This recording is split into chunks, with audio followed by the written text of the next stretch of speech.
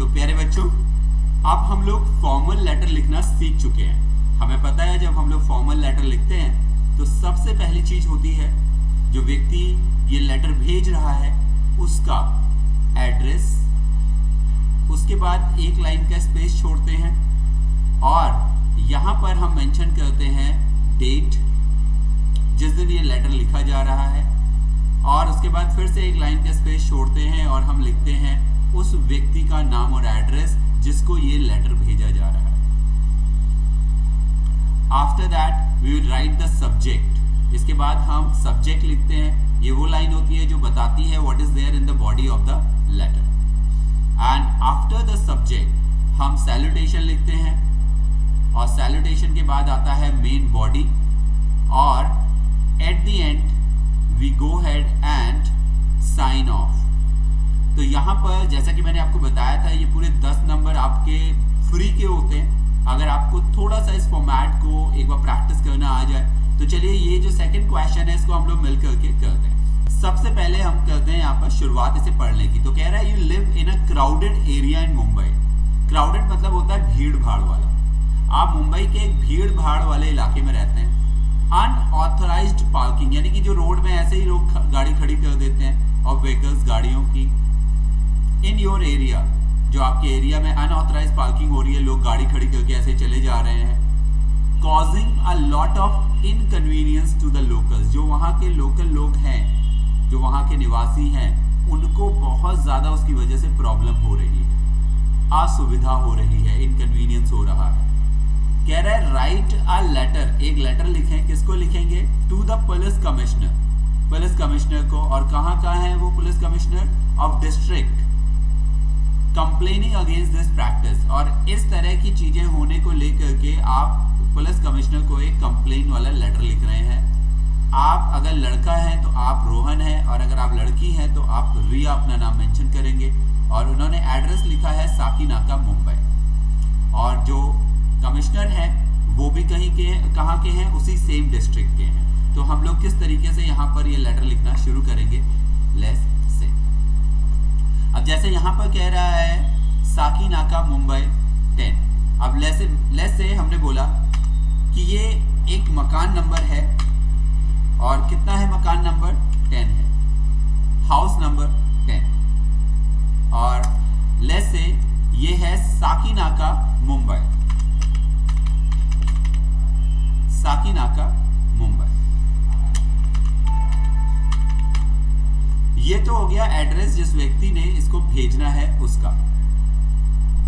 अब हमें लिखना है यहाँ पर नेक्स्ट चीज है डेट। तो लेट्स से आज हम डेट मान लेते हैं 1 जून। तो गाइस जल्दी से मुझे कमेंट बॉक्स में लिख करके बताइए कि आप यहाँ पर डेट को किस तरह से मेंशन करेंगे।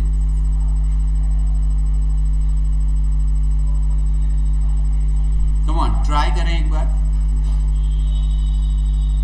तो हमने सबसे पहले एड्रेस लिख दिया है व्यक्ति का जो इसे भेज रहा है। जी हाँ, तो ये हो जाएगा 1 जून और 2022। ये हम अज्यूम कर रहे हैं डेट, जिस दिन आपका एग्जाम होगा आप वो डेट मेंशन करिएगा वहां पर। फिर से 1 लाइन स्पेस आपने छोड़ना है, और अब आपने मेंशन करना है जिसको आप ये भेज रहे हैं उसका नाम। तो हमारे पास में यहाँ पे टाइटल था the district police commissioner, the district police commissioner.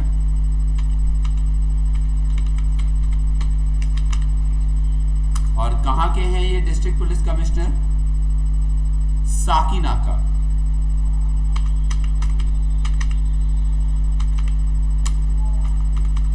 Police station, और ये पुलिस स्टेशन है कहां पर? It is in Mumbai. ये हो गया जो रिसीवर है उसका एड्रेस। इसके बाद आता है हमारा सब्जेक्ट। तो गाइस यहां पर अगर आप देखें तो सब्जेक्ट क्या है कि जो अनऑथराइज्ड पार्किंग हो रही है उसकी वजह से प्रॉब्लम हो रही है। तो उसमें वो व्यक्ति चाह रहा है कि कुछ एक्शन लिया जाए। कॉल ऑफ एक्शन क्या है कि भैया कुछ एक्शन लिया जाए ताकि ये अनऑथराइज पार्किंग से जो लोकल्स लोगों को प्रॉब्लम हो रही है, बच्चों को प्रॉब्लम हो रही है, वो सब ना हो। तो जल्दी से आप मुझे कमेंट बॉक्स में लिख करके बताइए कि क्या सब्जेक्ट लाइन आप लिखते हैं अगर आपके लिए ये क्वेश्चन आ जाता है एग्जाम में। लेट मी सी कि आप कितने क्रिएटिव हैं। क्या सब्जेक्ट लाइन आप लोग लिखेंगे? गो अहेड, कम ऑन, जल्दी करो गाइस। सोच लो ये एग्जाम में आपके क्वेश्चन आया है और आपको ये वहां पर सब्जेक्ट लाइन लिखनी है। अभी तक हमने जो भी यहाँ पर लिखा है वो सब देखिए हमें यहाँ पर दिया गया है क्वेश्चन, हम अपने मन से कुछ नहीं लिख रहे हैं। थोड़ा सा एक दो वर्ड उसमें ऐड करे जा रहे हैं उसे थोड़ा सा मीनिंगफुल बनाने के लिए, otherwise everything has been given there and we are utilising that information only. अब आप जल्दी से मुझे बताइए यहाँ पर सब्जेक्ट लाइन में आप लोग क्या लिखेंगे?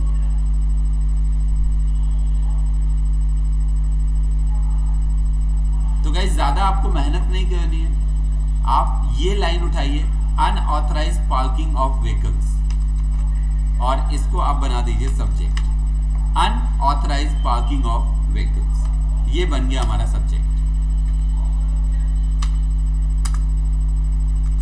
इसके बाद आता है गाइस हमारा सैल्यूटेशन।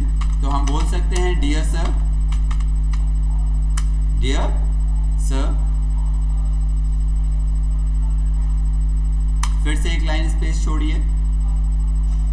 अब हम क्या करना चाह रहे हैं, इनका ध्यान इस ओर आकर्षित करना चाह रहे हैं। तो हम किस तरीके से शुरुआत कर सकते हैं? कोई पहली लाइन मुझे बता सकता है? यहाँ पे मैंने आई मेंशन भी कर दिया है। जल्दी से मुझे कमेंट बॉक्स में लिख के बताइए किस तरीके से अब हम शुरू करेंगे। क्या हमारी पहली लाइन होनी चाहिए? What should be the first line of the letter in the body? आपको याद होगा बॉडी में 3 पार्ट होते हैं। एक इंडक्शन पार्ट होता है, राइट? तो इंडक्शन पार्ट में अभी हम लोग हैं। हम बताते हैं कि ये लेटर हम क्यों लिख रहे हैं, समराइज करते हैं एक तरीके से उसे। क्या होनी चाहिए पहली लाइन? जल्दी से कमेंट करके बताइए guys. Keep trying, very good. So I would like to, बहुत आसान है guys. I would like to, क्या करना चाहता हूं, आपका ध्यान ले जाना चाहता हूं इस ओर। तो ड्रॉ योर, और ध्यान को गाइस बोलते हैं attention. I would like to draw your attention, किस ओर?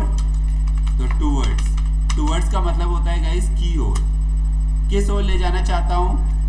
The unauthorised. क्या है? अनऑथराइज्ड। और क्या अनऑथराइज्ड है? Parking. I would like to draw your attention towards the unauthorized parking। और किस चीज की पार्किंग है?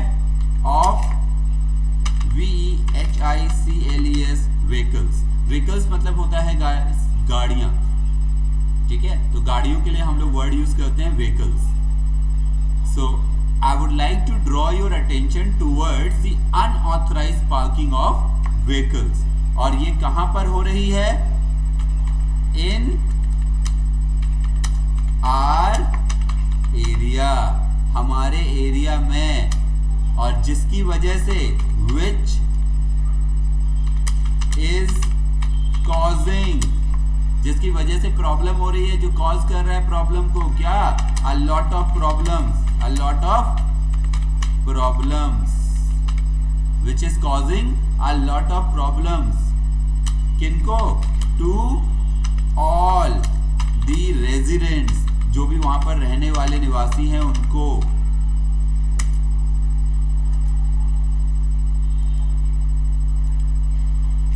I would like to draw your attention towards the unauthorized parking of vehicles in our area, which is causing a lot of problems to all the residents।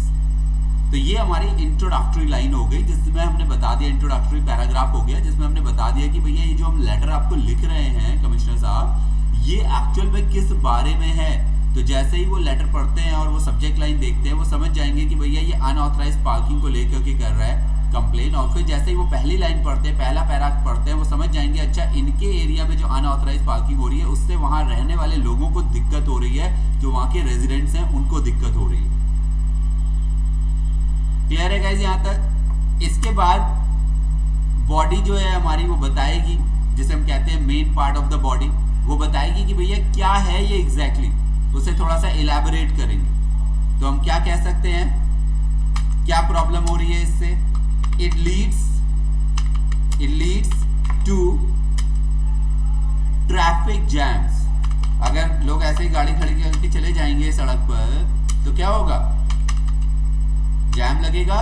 तो it leads to traffic jams most of the times, यानी अक्सर यहां पर traffic लगा रहता है, jam लगा रहता है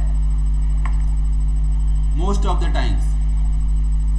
फिर हम कह सकते हैं आर एरिया, जो हमारी गली है, जो हमारी कॉलोनी है, हैज बिकम, हो चुका है, our area has become THEFT theft prone. Guys prone का मतलब होता है उस चीज से ज्यादा प्रभावित होने वाला, और चोरी, यानी कि यहाँ पर चोरियों की घटनाएं ज्यादा बढ़ चुकी हैं। ऐसा क्यों हो रहा है भाई? टू मतलब भी, जो प्रॉब्लम थी पार्किंग वाली, जो लोगों का जाम लग रहा था वो तो था ही, इसके अलावा चोरी की घटनाएं भी ज्यादा होने लगी, इसलिए टू लगा दिया, जिसका मतलब है भी। क्यों हो रहा है ऐसा? As it has become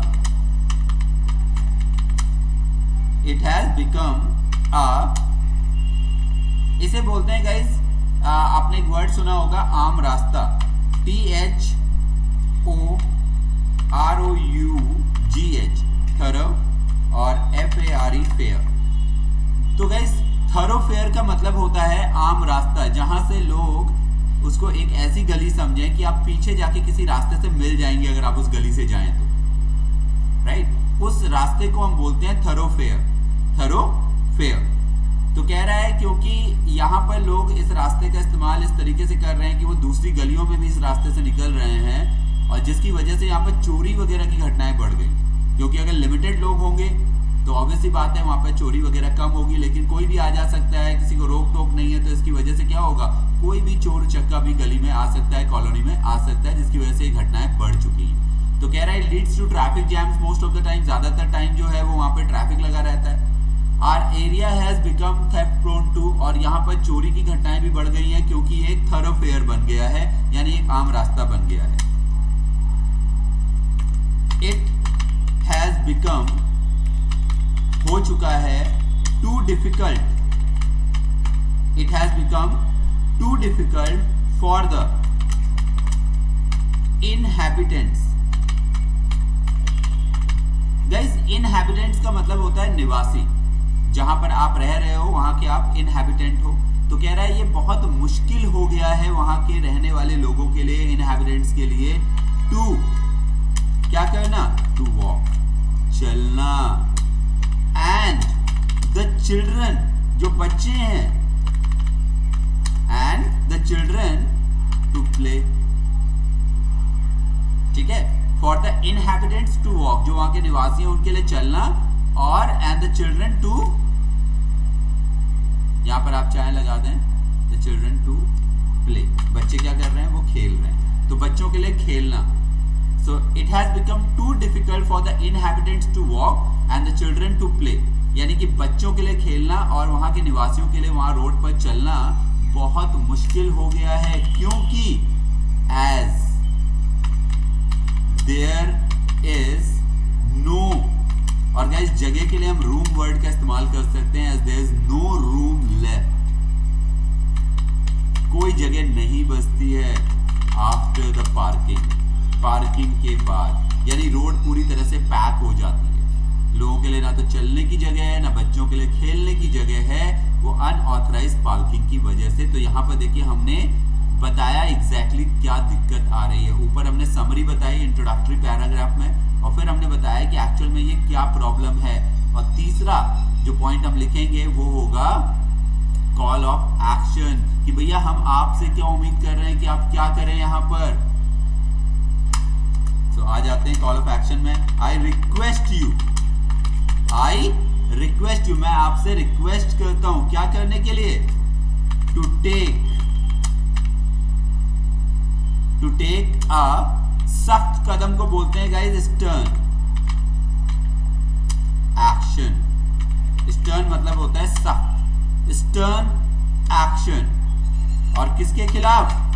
against, इस कार्य के विरुद्ध। मैं चाहता हूं, मैं आपसे निवेदन करता हूं कि आप इस कार्य के विरुद्ध, ये जो अनऑथराइज्ड पार्किंग हो रही है, इसके विरुद्ध एक बहुत कड़ा एक्शन लें। I request you to take a stern action against it, so that, और उससे क्या होगा, so that we can have a sigh of relief। तो मैं चाहूंगा, मैं आपसे निवेदन करूंगा कि आप इस कार्य के विरुद्ध कड़ा एक्शन लें, जिससे कि हम चैन की सांस ले सकें। We can have a sigh of relief, इसका मतलब होता है चैन की सांस। यहाँ पर हमने एक कॉल ऑफ एक्शन इन्हें बता दिया। तो आप देख सकते हैं गाइस, आपको बताया गया था कि जो मेन बॉडी होती है उसमें 3 पैराग्राफ होने चाहिए मैक्सिमम, एक जो इंट्रोडक्टरी हो, एक जो मेन बॉडी हो, और एक जो हो वो कॉल ऑफ एक्शन के बारे में बताए। तो यहाँ पर आप देख सकते हैं इस चीज को, और इसके बाद में हम साइन ऑफ करते हैं। तो हम कह सकते हैं थैंकिंग यू, आपका शुक्रिया अदा कर रहा हूं मैं। कौन हूं मैं? योर्स सिंसियरली में इसको कैपिटल बनाने की जरूरत नहीं है। और यहाँ पर आप अपना नाम लिख देंगे। अब आपको यहाँ पे देखिए क्वेश्चन में नाम दिया गया था, अगर आप बॉय हैं तो रोहन, और अगर गर्ल है तो रिया। जैसे हम यहाँ पे गर्ल की बात कर रहे हैं तो ये हो जाएगा रिया। तो आप देख सकते हैं जो भी कुछ यहाँ पर हमें दिया गया था क्वेश्चन में, हमने उसी को इस्तेमाल किया और यहाँ पर हमने ये लेटर लिख दिया। जी हाँ, थोड़ी सी इंग्लिश पर आपकी अगर कमांड अच्छी होगी तो आपके लिए सेंटेंसेस बनाना आसान होगा और अपने मैसेज को पहुंचाना ज्यादा आसान हो जाएगा। बाकी सब कुछ आपको दिया गया होता है, तो आपको ज्यादा कुछ अपनी तरफ से नहीं लगाना होता है। आपको सिर्फ और सिर्फ फॉर्मेट पे गाइज ध्यान देना है, और ये आपको तभी आएगा अच्छे से जब आप इसे प्रैक्टिस करेंगे। तो कम से कम 2-4 लेटर आप जब लिख लेंगे तो आपको समझ में आएगा कि लेटर को एक्चुअल में कैसे लिखा जाता है। इसके बाद गाइज हम लोग देखेंगे कि जब हम लोग इनफॉर्मल लेटर लिखते हैं तो हम उसको किस तरीके से लिखते हैं। आज के लिए इतना ही। होप आपको अब लेटर से जो मार्क्स आने हैं उनको लेकर के कॉन्फिडेंस आ गया होगा कि आप एक भी नंबर आप इधर का उधर नहीं होने देंगे। ये पूरे के पूरे नंबर आपको एग्जाम में चाहिए तो चाहिए।